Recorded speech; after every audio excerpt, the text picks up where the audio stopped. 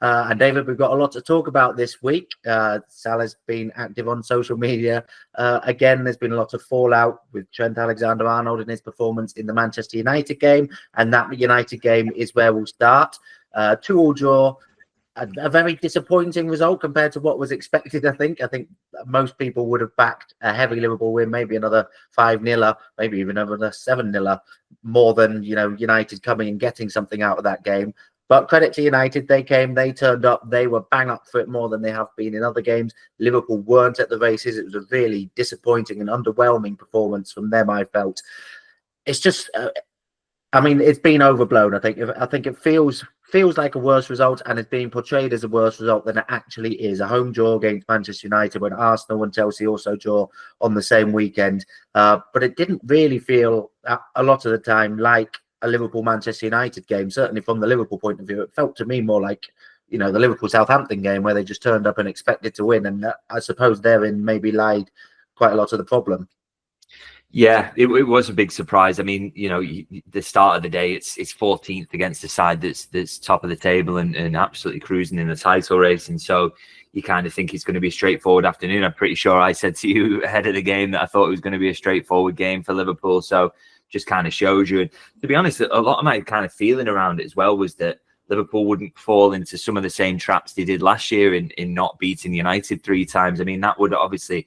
You'd imagine that would have served as a bit of a warning that United can raise the game a little bit for these games. They can, they've got very good players who should be playing better generally. So, they're very capable of turning up and when they put the effort in of making life difficult for you. But Liverpool seem to be kind of caught by surprise of the fact that United were, running all over the pitch, closing down, had a good system and a good setup and were able to kind of, close all the spaces in the defensive aspect, but then be really, really dangerous on the break. And just frustrating, I guess, from Liverpool's perspective that they were caught by surprise by that. And, it did feel a little bit at times during the game. And I think this is the worst aspect from Liverpool's perspective, is that they were possibly being outworked by Manchester United. It felt like every second ball was landing to United. It felt at times like they had an extra player on the pitch. Now, sometimes that's down to setup and how formations are clashing against each other. And I do think that was a factor in this game, that Amorim's setup was absolutely perfect. Did a really, really impressive job. But sometimes it's just about covering the ground. And if you are a second late in the press, sometimes it's because you've not fully committed to it. And that's something Slot has spoken about in the past. So I think that was the most frustrating aspect from Liverpool's perspective. But as you say, I do think in the post-match coverage, it's been slightly overblown. It's been kind of talked about as Manchester United completely outplaying Liverpool and that it would have, it's a travesty almost that they didn't win. I don't agree with that take at all. For me, Liverpool still had the majority and the best of the chances. Obviously, United get that late one through Harry Maguire and that sticks in your mind. But, you look at the expected goals numbers, it more tallies with what we actually saw in terms of Liverpool creating more chances, being generally more dominant. But it was still a very, very good performance from Manchester United along with that. I thought in the end, even saying that, I thought a draw was a fair result. I thought if United would have nicked it, would have been kind of really harsh on Liverpool, to be honest. So I guess from Liverpool's perspective, they've got to kind of say, maybe they take the positive from that in that their floor is not so low and they can still, even playing poorer than they have in many games this season, they can still take a draw against a side who played very well and they're big rivals. But obviously not a performance that they'll want to repeat. And, they will be disappointed not to have taken all 3 points because it would have just added even further pressure onto Arsenal, albeit they're still in a very good position. Yeah, the positives are that I suppose it's a bit of a backhanded compliment, isn't it? The reaction to this, because it's Manchester United. We know they can raise their game for a big game. The question about them has been other games more often than not recently. They've beaten City quite a lot recently when City have been at their very best. Aside from a few Liverpool games, generally those games are pretty hard fought. They raise their game for that. As you say, when Liverpool dropped their game and Manchester United really raised their game to certainly their best, I think, performance under Amorim and one of their best of the season. and to still come away with that with a draw, that is a positive, and that showcases, and I think the reaction of both camps, Manchester United's reaction to getting that draw, even Manchester United's reaction to getting that first goal when they went crazy in that corner of the ground, compared to Liverpool's reaction of being so upset with the draw, highlights the sort of difference between the two sides at the moment. But then also the other side of that is obviously Liverpool went into that match expecting to win, and it is drop points. But as I alluded to earlier, Arsenal and Chelsea also dropped points. So I think Liverpool have been, they've been excellent this season by any metric. In any season, they'd be up there challenging for the title. The times where they have dropped points or dropped off performance, it seems like Arsenal and Chelsea have also dropped off a bit. We're going to have to throw Forest into the mix as well. We've got them next up in the league, and they just keep 6 wins in a row for them now. So we need to include them in the conversation. But feels like Liverpool have had things going a bit their way in terms of other teams dropping points when they drop points, but also when not at their very best, they're still managing to grind out results. Maybe not wins every single time like this time, but they're not losing games.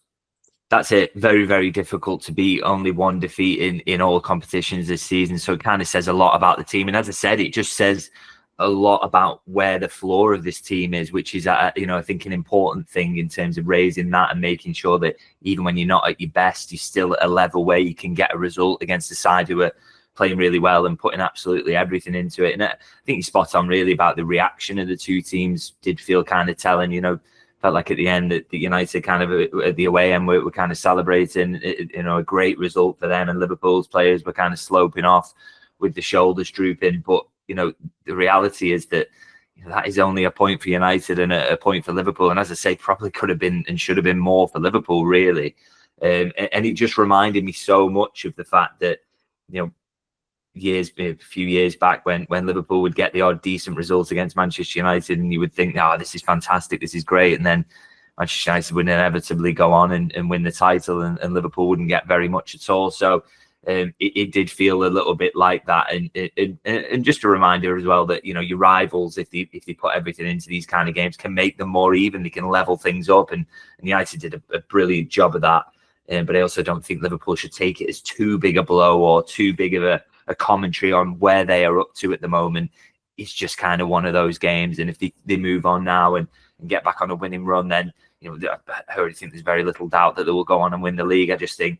You look at all the numbers and the underlying metrics doing and then the fact that they're 6 points ahead with a game in hand as well. They're looking very, very good shape, and just need to quickly shake this disappointment off.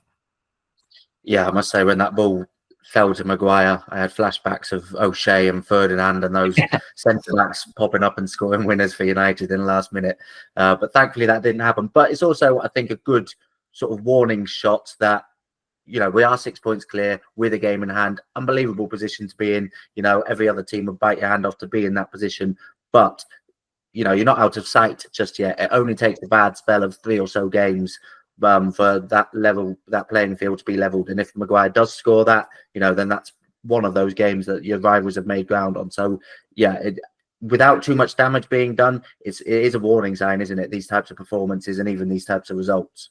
Yeah, I mean, I don't think personally that Arsenal are capable of going on this 14, 15 game winning run that keeps getting spoken about. I just think we've seen already there are too many weaknesses in that side, and they're already without now their best player for the next 2.5 months. It's just going to be too big of a miss. So I really can't see them showing the sort of form that Liverpool did at the best, or Manchester City at the best. And already we know this is an Arsenal squad that's never surpassed 90 points anyway. So I'm not too concerned about that being a factor, but I think for Liverpool, they kind of have to think and play like that is going to happen, and really get their heads down, and because they could wrap it up quite quickly if they do that. Because as I say, I think the weaknesses from Arsenal there, City are gone now, Chelsea are gone. I think it's 10 points with the game in hand for Liverpool. So they've only really got one title rival there, and as I say, if they can win 5 or 6 on the bounce, I think you're in a position where you're already putting Arsenal out the race, even at this early stage, because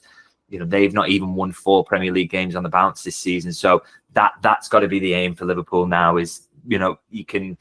I think there's been a few mitigating factors around some of the more disappointing results, and they've all been draws, really, haven't they? Recently, red cards. injuries that they've had, difficult weather, all these sort of aspects thrown together. But I think now, you've got to look forward to this run that's coming up and think, no matter what the mitigation is there, let's get our heads down and kind of show that we can get at least quite near to 90 points. And if we do that, I think they'll win the title comfortably. Yeah, I was surprised to hear after the Forest game last night that Forest are the first team to win 6 in a row in the Premier League this season, which is incredible. But that's good news for Liverpool because it shows that the other teams chasing them, those are the runs they need to go on, more than 6 wins in a row to really catch Liverpool. So, yeah, that's good news, unless Forest go and do it, which still surely is impossible. But, they're demanding that they're in the conversation at this stage.